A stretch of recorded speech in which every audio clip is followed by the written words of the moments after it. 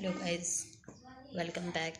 Good morning. आज की मेरी सुबह की शुरुआत घर के कामों के साथ, और मैं चाहती हूँ अपने रूम को पहले क्लीन करूँ, उसके बाद देखूँ आज पूरे दिन का मेरा क्या शेड्यूल है, तो फिर वैसे मैं सारे काम को निपटाऊँगी और उसके बाद से फिर मैं बेडरूम वगैरह थोड़ा सा सही करके सारे काम को